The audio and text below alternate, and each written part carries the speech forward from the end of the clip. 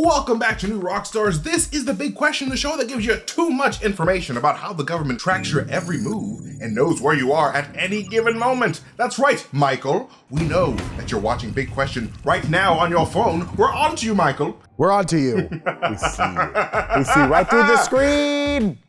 My name is MT, and I'm here today with off-screen producer Brandon. What's going on, Brandon? Hello, MT. So glad to be back on The Big Question here in the Blue Dungeon. Having a great day, watching every move everyone's making out there. This screen works two ways, my friend. Yes, we can see everything you're doing. Clean yourself up. You dropped some Cheetos on your shirt, Mary. Sorry, I looked up a list of all the popular names just to freak people out. Well done. But anyway, what's our big question for today, Brandon? Well, MT, the MCU has grown so much over the years and has so many heroes spread throughout the galaxy. It's been a while since we've seen a lot of these people. They haven't got any movies lately. And with a new big MCU film just around the corner, it leads us to this week's big question. Where are all of the major players right now in the MCU? That's a great question, Brandon. And the answer is Contraxia getting laid. By all those beautiful yellow robots. Side BQ. We haven't even started. Side BQ. Do those robots, do they have choice? Like, are those robots allowed to choose to be sex robots? That's a good question. How does their AI work? I don't know. Yeah, because it's like, we know in the MCU that like robotic consciousness is like kind of just real people at this, like in the MCU. So like, do they have a choice to? I hope so. I hope that they're just making their money. I hope they do. And you folks at home, I don't care what you use your computer for, but don't just use it for one thing, okay? Give it some other stuff to do. Give it some nice things to look up on the internet. Don't just turn your computer into a machine for your pleasure, okay? Let it look at some other programs. Let it do some other things every now and then, okay? Be kind to it. Jeez. Seriously, I think your meat deserves a break. Yeah, boy. Break me off a piece of that Kit Kat bar instead. And not... Oh my God. That is a great question, my friend, because as we get ready for Thor Love and Thunder, the next major film in the MCU timeline, we thought it would be a good idea to check in with all of the heroes and remaining Avengers to see where they are at and what their condition is. So we're about to go all Project Insight on all these superhumans and track them down. Just watch them. But in a good way. We're not going to shoot anybody through helicarriers. That's no good. We're not going to shoot anybody. We're not going to. No one's getting shot from the sky by Nick Fury by accident. No, don't pay no attention to that giant flying helicarrier. Yeah, it's totally fine. It's for everyone's safety. Fine. Just kidding. Yeah. It's Hydra. Just kidding. But it's time for a roll call in the MCU. So let's begin with the original lineup of the Avengers, and starting with everyone's favorite big green machine of anger, Bruce Banner, aka the Hulk. The last time we saw Smart Hulk, he was back in Bruce form at the end of Shang-Chi, and his arm was still in that sling, showing the damage from performing the slap. Oof, we're moving out from the slap. Oh, wow! Showing the damage from performing the snap in Endgame to bring everyone back. And Shang-Chi takes place in 2024 before the events of Spider-Man No Way Home. Now, we've seen Smart Hulk in the trailer for the upcoming She-Hulk series, and there appears to be no damage to his arm anymore, which is kind of weird. So maybe that means the series takes place after Shang-Chi, and Bruce has found a way to heal. But either way, right now, Bruce and the Hulk should be on Earth, possibly in a tropical location. Yeah, it seems like Hulk's hanging out in the islands. Like, I think at first we thought, oh, maybe She-Hulk takes place like during the snap or like at a weird time before Shang-Chi. But the fact that there's no sling action in She-Hulk makes me think it's got to be after, right?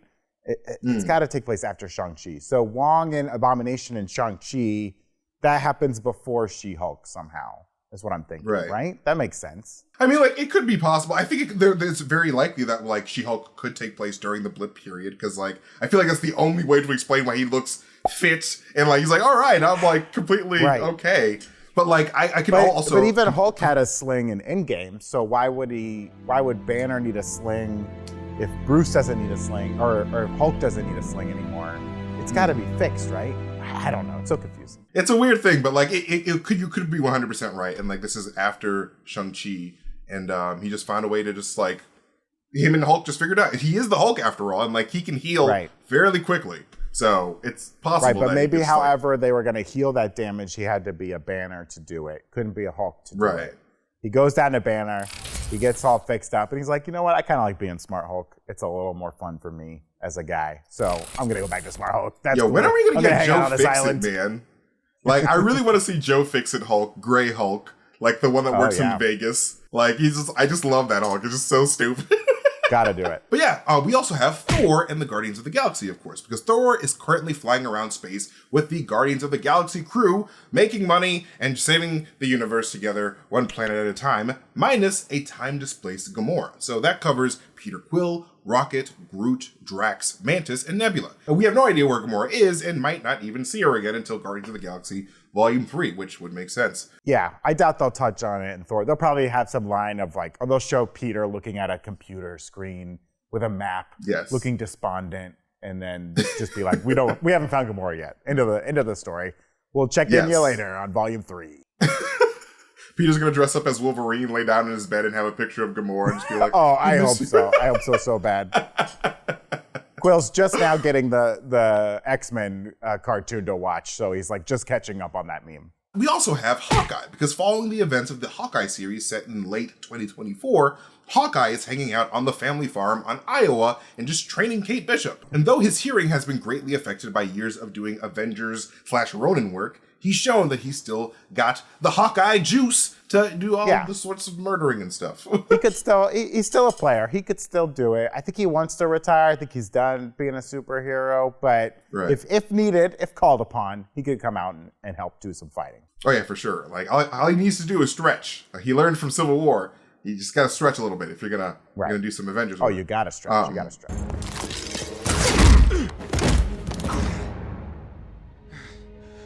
I knew I should have stretched. And of course, we got Steve Rogers, aka the old Captain Americans, because we don't know where Old Man Cap is right now. It's the big mystery in the MCU. Yeah. Some people think he's on the moon, which I think might actually be possible. I hope he's on the moon, because I feel like there's a lot of moon action. I don't know why he's there, but he could be there. Well, I feel like there's a lot of moon action in the MCU right now, because we have the moon as a factor in Moon Knight, of course. I mean, that'd be kind of concerning if it wasn't.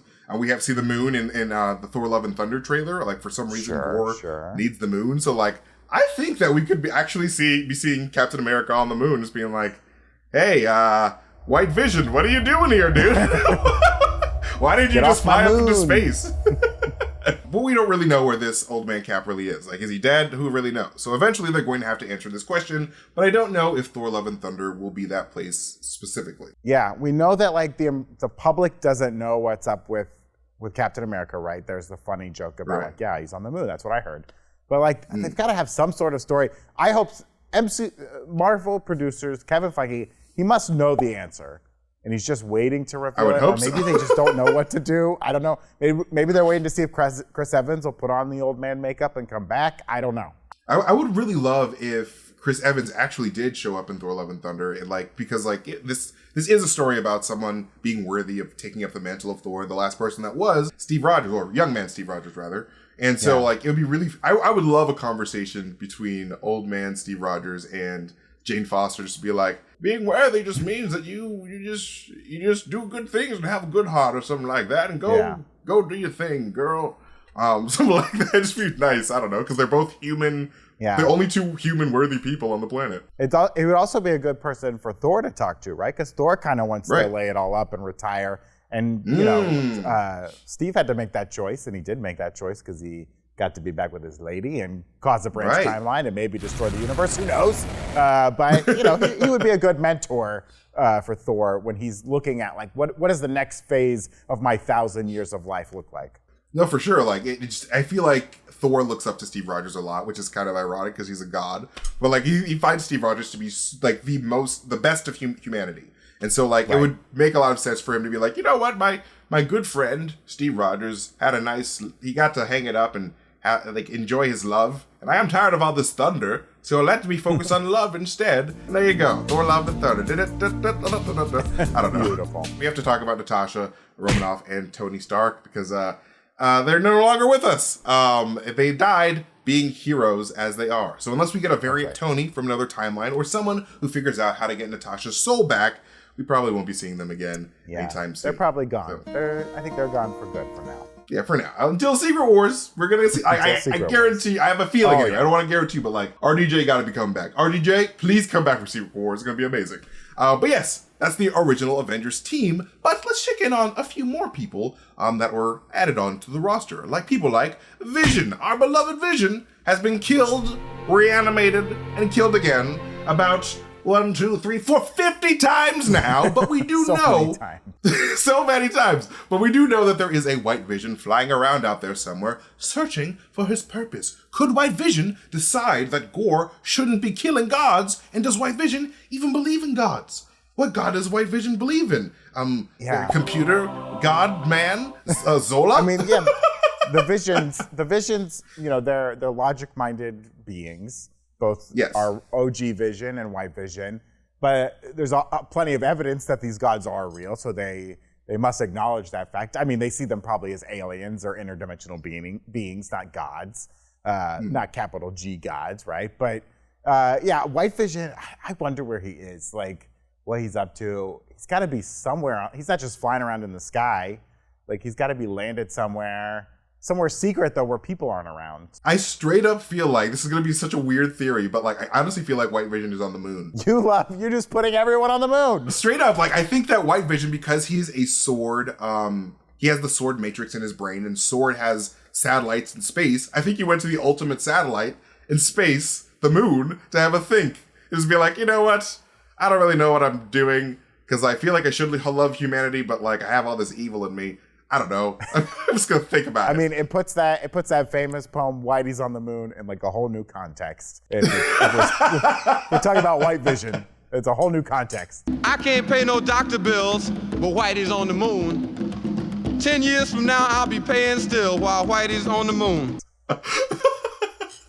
Like he straight up be doing his like Dr. Manhattan thing. I'm tired of these people and their problems. I exist beyond time. I mean, in theory, White Vision can do the Scarlet Vision trick, right? Of like making himself look like a human. So he could just be wandering around the streets, just being a weirdo at coffee shops, being like, what do you think is the best coffee for a human to drink?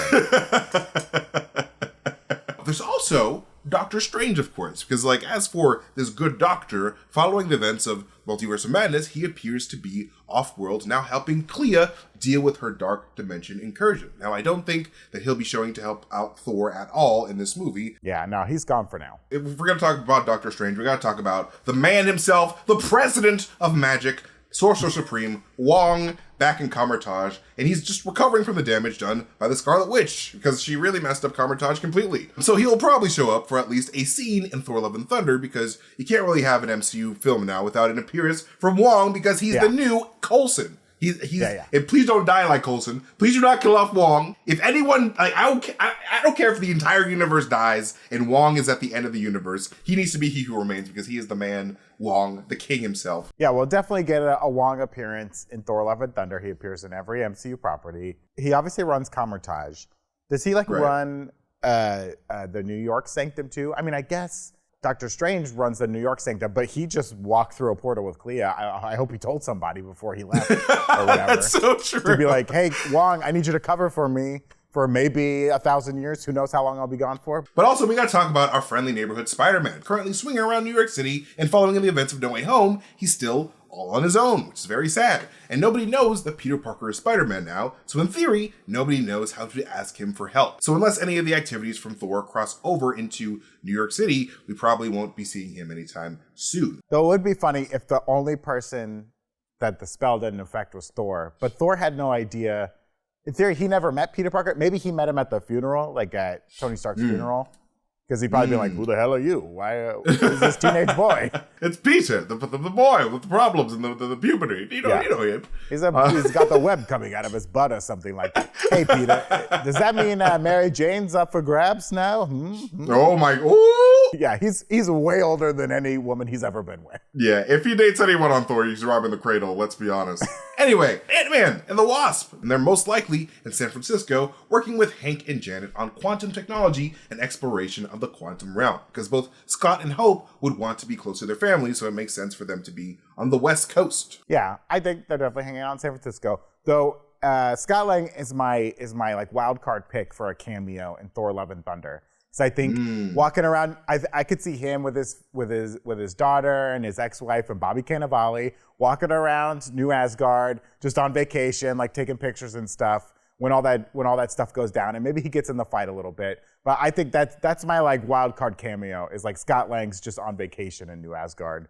I would really love that. To go on vacation with the family. It's like, who wants to go see a play in New Asgard? Let's do it. I have cool friends now. And he tries to like meet Thor, and Thor's like, I have no idea who you are. And he's like, hey man, I was a little guy. We were doing the fighting thing. We met. Tony Stark's funeral. I don't know. I just feel like Kevin Feige is in my opinion, is setting up a West Coast Avengers type of scenario. Because I don't think that we're going to... I mean, we might see the Young Avengers, but I feel like we're just going to have like the West Coast Avengers be established first, because I believe Shang-Chi, who is next on this list, is also based on the West Coast as well. That's right. And I'm sure that he's still out there hanging out with Katie, staying trained up and shredded, and just doing push-ups in his garage, being an unfairly handsome man. Good God, Simu. I'm jealous of you and your entire existence. It is weird that Wang didn't ask him to come help fight the Scarlet Witch. That would have been badass to see the Scarlet Witch go up against Shang-Chi. But knowing how powerful she is, that was probably for the best. Because if she got a hold of those rings, that'd be some real problems. Yeah, I think that Shang-Chi is definitely not ready to fight the Scarlet Witch, because we saw her popping into people's minds, and he had to tell everybody to fortify your mind, which is one of my favorite quotes in MCU history, because his delivery was spectacular. I loved that. I always say it to myself all the time when I get distracted. I'm like, MT, fortify your mind. It's also funny to think that they were examining those rings, and Wong's like, oh, it's like calling out to something, and we have no idea what it's calling out to. Here, why don't you keep these, Shang-Chi?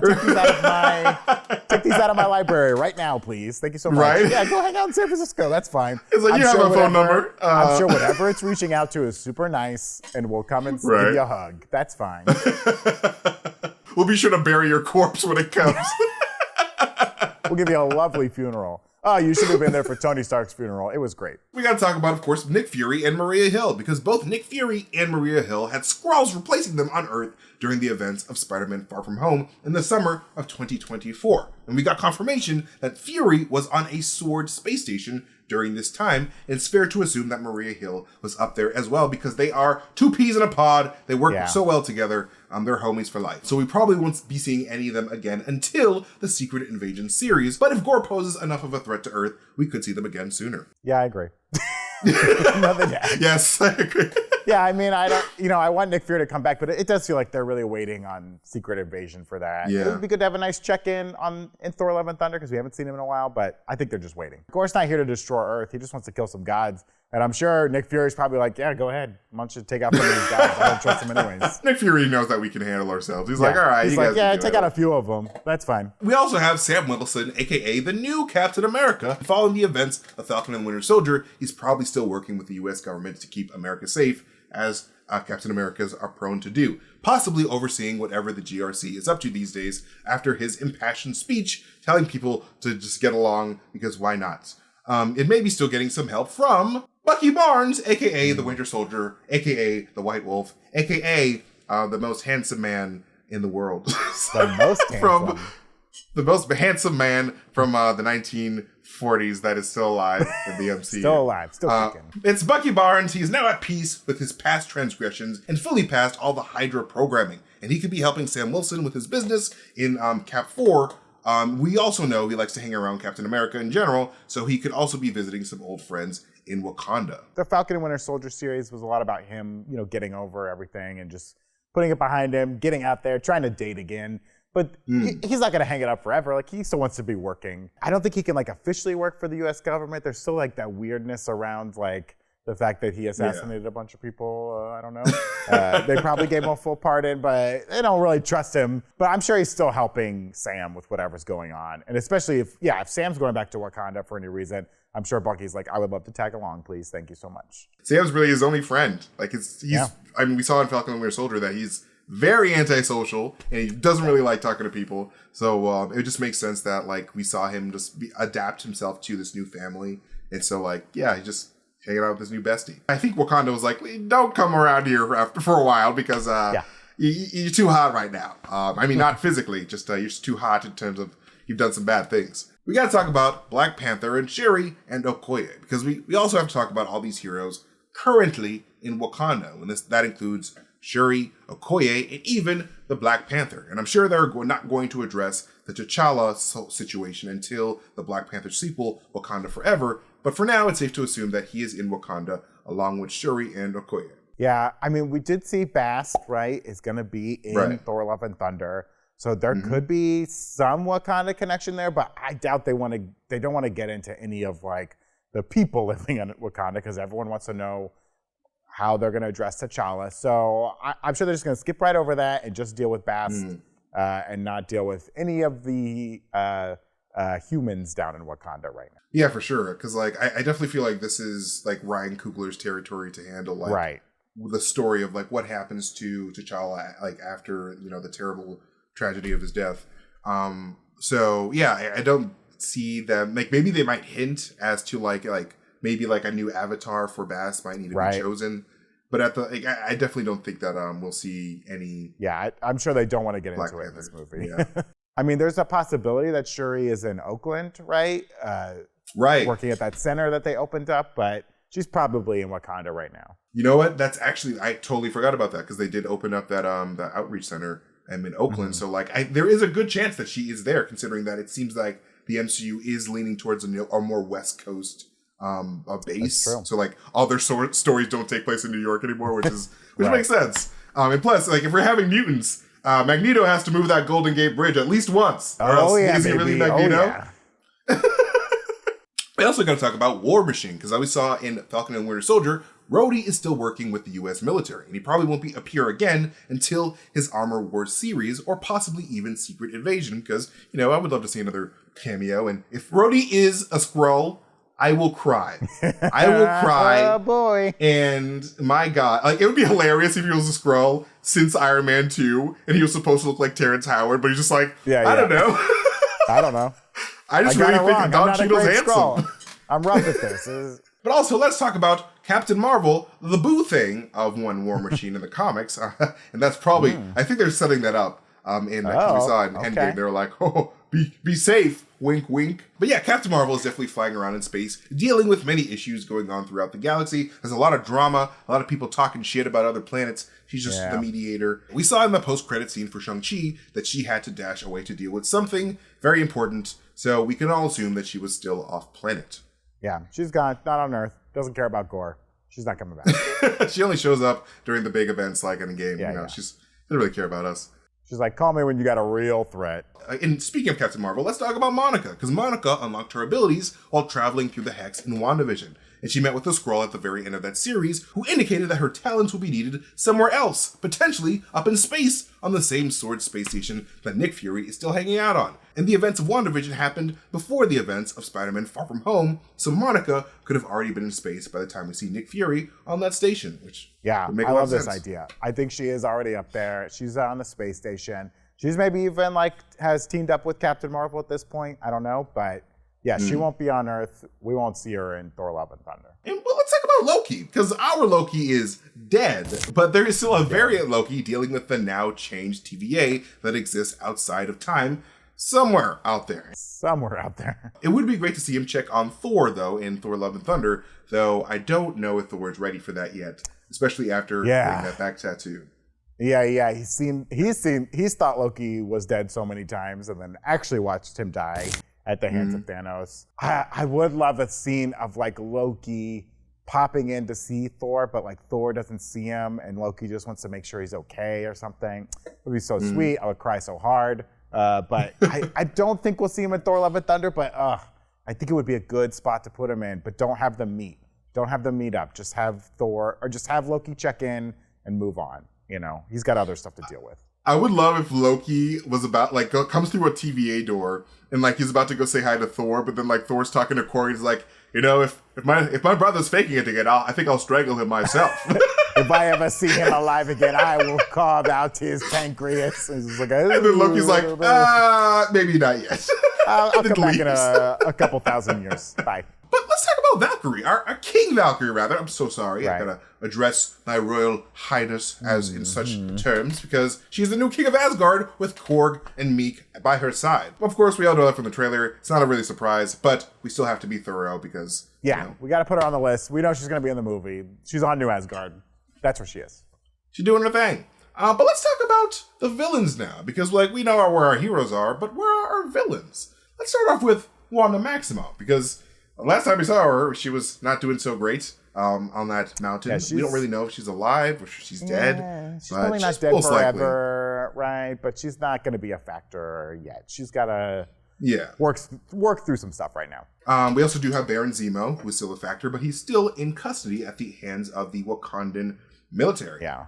So he's probably in Wakanda, just scheming, ready to do some bad things, and he'll probably show up in some way in maybe Wakanda Forever, just maybe like a little teaser. Ooh. Even though Anthony Mackie has said that, oh man, I'm not really gonna be in Wakanda Forever. He does know a lot of details about the set and what's going on. So I feel like he might actually be in Wakanda Forever, because this is a tribute to Chadwick Boseman, the first Black Panther in live action, and Black Panther was the first Black Marvel hero, and so he paved the way for this new Black Captain America. So it would be weird if he didn't show up, in my opinion. But anyway, he'll definitely show up. So yeah, I can definitely see Zemo also just being him just checking up on Zemo and being like, haha, you got caught, you dumb purple bastard. Thanks for all your help. You're still in prison. We also have the Abomination, who is in custody at this weird prison facility that we'll see in She-Hulk, and also made an appearance in Shang-Chi as well. We really haven't seen him since the events of 2008's Incredible Hulk, so it's still super great to see him in Shang-Chi and also here. But we also have Justin Hammer, who is still in custody at Seagate, that revealed that Wenwu was still in the shadows, being the real Mandarin as the leader of the Ten Rings, and sort of just retconning the whole I'm the Mandarin Killian thing from Iron Man 3, which is a very good choice because we would not have Shang-Chi without it. So I think that we'll see Justin Hammer more in Armor Wars, if anything more, because I would love to see him back. Is he confirmed for Armor Wars? I don't know if he's confirmed, but I mean, he's got to be a part of it, right? He's got to be. It would be very sad if he wasn't, because he's just, oh my God, so good. So good. But let's talk about Ghost, because from Ant-Man and the Wasp, she's this reformed villain, but still needs some of that sweet quantum juice to sustain her unstable atoms in her body. I mean, we assume she's on the good side now, but she could easily slip back into her bad behavior. Who knows? Yeah, I mean, I do feel like we're gonna get the story of her father told in Quantum Mania with her father is of course Elias Starr, who is the famous Ant-Man villain Egghead, who is Ant-Man's number one enemy in the comics. So I think it makes sense for her to still be kind of bad because her bad father is still a factor in the MCU. I don't know. That's just a weird thought for me. We also have to talk about Zola, because Zola, as we see in What If, has had multiple Zola copies around the world. There's still a Zola out there somewhere, for sure. Yeah, there's definitely a Zola out there alive, kicking and, just waiting to be booted and put on a USB stick. But let's talk about Val's crew that we were introduced to in Falcon and the Winter Soldier, because we also know that Val has a couple of new recruits under her control, including Yelena Belova and U.S. Agent John Walker. So we never really know when they might show up again, so it'd be cool if we saw one of them appear in Thor Love and Thunder, or maybe a new addition to what we think is the Thunderbolts being assembled in the MCU. Yeah, it would be cool to see them in She-Hulk, right? That they work out of that prison, the cube, we think it is, on the desert somewhere. That'd be interesting if that was their home base. Otherwise, I assume DC is their home base. I don't know. That could also be where we see the power broker, Sharon Carter again, involved with Val and her trickery. So who knows? But yeah, they probably won't be a big factor in Thor Love and Thunder, but they're out there. They're out there waiting. Right. They're out there. But that's our MCU roll call. Who do you think might be the wildest appearance in Thor Love and Thunder, my friend? I think Scott Lang showing up, not as Ant-Man, but showing up as Scott Lang would be a lot of fun and be pretty wild. I definitely think we'll see a Wong. You can't keep Wong out for too long. Yes. But wildest. If they find a way to work in Captain Marvel, that would be pretty crazy. If she flies by and is I don't want to deal with Gorr. That's too much for me. I got other stuff to do. That would be kind of crazy. What about you? What do you think would be a wild? I think it would be super nuts if Hank Pym. I know you said Scott Lang, but I think that Pym Tech could potentially come into factor here because, like, there is a prison in the Marvel Comics called the Big House that shrinks all the bad guys into little tiny people, into little tiny cubes. So like they can just store them easier. So like I can't really think of a better way to store the Abomination than to put him into a little box. But yeah, what do you guys think is going to be the wildest appearance in Thor: Love and Thunder? Let us know in those comments, baby, because we want to hear what you guys think. You guys are so smart. We love you. We know that you guys are even smart because you guys love picking up our latest Obsession shirts on newrockstarsmerch.com. It's like the smartest thing that you guys do, and it really helps the channel. And you should check out our newest latest Obsession shirt, Empire's Most Wanted, inspired by the Obi-Wan Kenobi series. And when you buy this limited edition latest Obsession shirt, you unlock the opportunity to get a shout out on our weekly Wookiee Lead series, our Obi-Wan Kenobi after show, hosted by Erik, Voss, and Tommy Bechtold. So once the shirt is sold out, it's gone for good. So be sure to visit newrockstarsmerch.com to grab your latest Obsession shirt today. And before we dive into our bite-sized questions next, some words from the people that help bring Big Question to you, people like Mint Mobile. Because have you ever signed a contract with tons of fine print from a big wireless provider to get some incredible deal, only to find out there's this super secret catch? It feels like there's always a catch these days. But what if I told you Mint Mobile offers premium wireless starting at just $15 a month without any catch? What if I told you that? It's Ryan Reynolds' company, so he does unbelievable things all the time. Mint Mobile's secret sauce is that they're the first company to sell wireless service online only. They cut out the cost of retail stores and pass those sweet savings directly to you. And several members of the new Rockstar staff has made the switch to Mint Mobile for this very reason. Philip loves the convenience that Mint Mobile offers, as well as the fact that he got to keep his phone number and all of his contacts when he made that switch. So for anyone who hates their phone bill, Mint Mobile offers premium wireless for just $15 a month. And Mint Mobile gives you the best rate whether you're buying for one or for a family. And at Mint, families start at 2 lines. All plans come with unlimited talk and text and high-speed data delivered on the nation's largest 5G network. So switch to Mint Mobile and get premium wireless service starting at just $15 a month. So to get your new wireless plan for just $15 a month and get this plan shipped right to your door for free, go to mintmobile.com/bigq. That's mintmobile.com/bigq. Cut your wireless bill to $15 a month at mintmobile.com/bigq. Now it is time for our bite-sized question, Brennan. Are you ready? Oh, a bite-sized question. Wait, what's that? Oh. Yeah, switching things up. Asking you a bite-size this time. Delicious. Yum. All right, Brendan. How much would it cost to build a Death Star in real life? And this is from Chicken Chips on Twitter. Thank you, Chicken Chips. Oh, yes, thank you, Chicken Chips. We all know the Death Star. You've heard of it. It's no moon. Yeah. It's a space station, baby. It's probably the most famous ultimate weapon in cinema history. The Death Star is a giant mobile battle station capable of destroying a whole planet with just one little laser. But how much did it cost to build? Well, Wikipedia, the better version of Wikipedia, lists the cost of the Death Star at over 1 trillion galactic credits. That's a 1 with 12 zeros. Their source for this figure is Star Wars, Absolutely Everything You Need to Know, a book released in 2015. Though most of the film-related facts in the book are considered canon, some of their facts rely on Legends material, which wasn't considered canon post the Disney buyout in 2012. And this is just like a little fun coffee table fact book. If we try and conceptualize 1 trillion galactic credits, it's kind of difficult because it's just like greater than 1 trillion. We don't have an exact figure. So it's like, oh, it costs more than 1 trillion galactic credits to build. Great. But at the same time, the Empire was also seizing planets and their mining operations, and they weren't exactly paying for all the materials and labor that went into making the Death Star. Wookiees had to build for free and get fed meat. I don't know, messed up stuff. So a Forbes article from 2012 tried to answer the question as to what it would cost to build the Death Star in our world. They turned to some economics students from Lehigh University who calculated it would cost $852 quadrillion for just the steel necessary to build the battle station. So that's 852 with 15 zeros behind it, or roughly 13,000 times the world's GDP in 2012.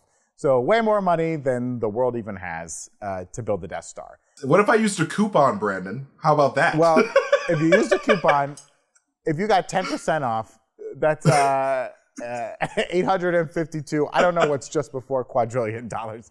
So not a bad coupon, but still a lot. And so you're gonna need a lot of steel too. And while the Earth's crust doesn't even contain enough iron to make the steel to build one Death Star, our core does. In fact, you could make 2 billion Death Stars from the Earth's core, though getting all that iron out would be quite the challenge. But yeah, there's a lot of iron deep down in the Earth, but not so much in the crust to build a Death Star. But once you have a Death Star, what are you going to do with it? How much does it cost to even operate this thing? Well, the British energy company OVO Energy surmised it would cost $7.7 octillion to a day to operate the Death Star. So that's a 7 followed by 27 zeros. A very expensive piece of machinery to keep floating around in space. I've never heard the word octillion before in my days. Yeah, octillion. 27 zeros. That's a lot of zeros, baby. So yeah, not very cost effective to build and own a Death Star. Just skip it. Just be nice to people, okay? Seriously, just forgive your enemies. It's way cheaper. Now, our second bite-sized little question of the day is, do you think that on Earth 838 there is a Captain Carter musical? This is from Frey Girl on Discord. Thank you, Frey Girl. Yes, thank you, Frey Girl. This was a great question. It really made me think, okay? So in Doctor Strange in the Multiverse of Madness, we saw an alternate universe where Peggy Carter took the Super Soldier Serum instead of Steve Rogers. This Earth, Earth 838, also had an Illuminati and mutants and the Fantastic Four, but none of that matters here, baby. We want to know if Captain Carter, the Captain Britain to our Captain America, not that Captain Britain, but you know what I mean, got her own musical. Does Carter, the musical, exist in the West End of the 838, like Rogers, the musical, exists on Broadway in the 616? Well, let's think of the notable things that Steve accomplished to get that musical to see if Peggy's antics would line up. And we'll consider that some of what we saw in the first episode of What If happened to 838 Peggy Carter as well, since that's like the best evidence we have of how you get to a Captain Carter, okay? Steve was created to help fight in World War II. He took on the Nazis and Red Skull. He died heroically. He didn't really die, he fell on the ice, but they thought he was dead. So we could say all the same happened for Peggy, right? She was created to help fight the Nazis. She fights the Nazis. And the story is probably that she died, even though we saw her go through some portal, and that's how she got to the future, right? So we assume all that kind of happened for her. So that would be one indication of like, oh, there's your first act of the musical, baby, okay? And so then Steve fought the Chitauri invasion, and we can assume that Peggy did that too, because What If showed how she made it to modern times. And we know that the 838 fought off Thanos on Titan, so we can assume the early stages of his plan were like the same, right? He probably tried to invade Earth, and whatever the Avengers looked like then. Possibly the Fantastic Four helped fight the Chitauri, maybe some mutants helped fight. So yeah, Peggy was probably involved in that battle too, so that would be there. So then Steve Rogers, like he fights Thanos to undo the snap, and as far as the public knows, he maybe dies during that fight. So that's probably the final act of the musical, right? His death, or presumed death. Peggy never did those things. In the 838, they stopped Thanos before the snap ever happened, and as far as the public knows in the 838, Doctor Strange is the hero there, right? They built that statue for him, and they're like, he died fighting Thanos to save us all. Right. And for the public, like that might not even be that big of a thing for all the things that happen, right? That the Illuminati coming out and saying like, oh, we stopped Thanos, he would have ended the universe, or he would have killed half of all life in the universe. The public would just be like, yeah, sure, great. Add it to the pile of awesome things you've done. That doesn't really stand out in our minds because we never felt the effects of it. But Doctor Strange died fighting Thanos and saved us all. Great, we'll build a statue for him. So yeah, Peggy does wind up dying fighting off Wanda, but they might lie to the public of the 838 about that as well, right? They maybe not say what actually happened there. So I don't think there was a Carter musical in the 838 at the time of Multiverse of Madness, because she's still alive, she's still functioning, and she's just another hero in the Illuminati. But maybe, just maybe, they're working on it now. Like after she does die, maybe they're like, maybe England's like, oh, we got to make a musical for our greatest hero. But I do think during the time of Multiverse of Madness, they had a Strange musical in that universe because he was their big hero. They had probably some weird rock opera called Strange, and it was all about using magic, and it had cool effects in the show and stuff like that. So I don't think there was a Carter musical. I think they're maybe working on one now, but I think there was a Strange musical, like there was a Rogers musical on Earth 616. I think that actually makes a lot of sense. I think the Strange musical makes a lot of sense because he's the savior of the world. He was the hero that died, right? Yeah. Thank you, Brandon, for these amazing answers. You're an amazing man with a smart brain, and I love you very much. But now it is time for our box of scraps, Brandon. Oh, baby, put it in a game with a box of scraps. Put it in a game with a box of scraps. Put it in a game with a box of scraps. Oops. Amazing. Now, Brandon, if you had to go into hiding, where would you go, and what would your secret identity be? Would it be Ben Kenobi by any chance? Ben? Oh, I don't go by Brandon. I'm Ben Barrick now. No one will ever figure that one out.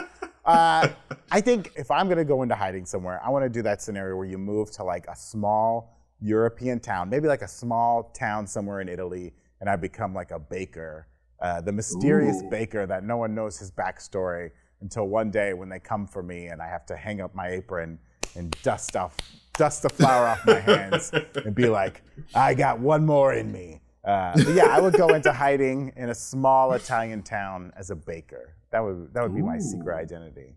The mysterious That's a good baker. one. Yeah. I would love to just pick up baking. I feel like during the pandemic, a lot of people learned how to make bread, and I'm so jealous of that. So I think that's the perfect. I tried making bread. I got a cabinet full of yeast now that's no good. But, I gave it a shot. After 3 days, I have a cabinet I was like, full of this sucks. I sentient hate yeast. this. Yeah, I'll just buy my bread from the store. Thanks so much. Yes. I think my secret identity would probably be something stupid like Smitty Werberman Jansen from SpongeBob. I don't know if you ever saw that episode where I did not, MT.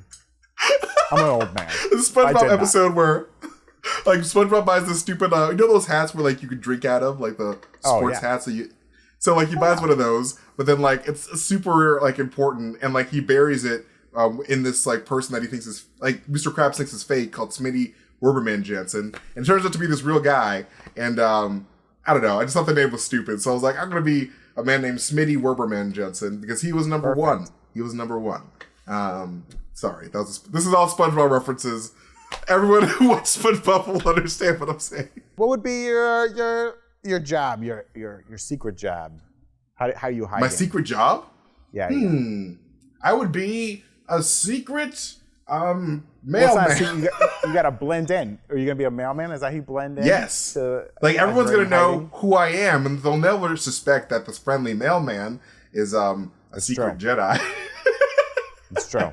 So I'll be the friendly mailman. But yes, that is it for this episode of Big Question. Thank you to Brandon for joining me on this episode. He's amazing as always. Please follow him at Grin and Barrick on Twitter. You can follow me on MasterTainment on Twitter if you want to see me tweet some weird shit. Most importantly, follow New Rockstars here on YouTube and all of our social media platforms. And make sure to hit that notification bell on YouTube so you can get notifications every time we upload a video. Thank you guys so much for watching. We love you times a million, bajillion. You guys mean so much to us. Have a great week, and we'll see you guys next time. Goodbye. Bye. Yeah.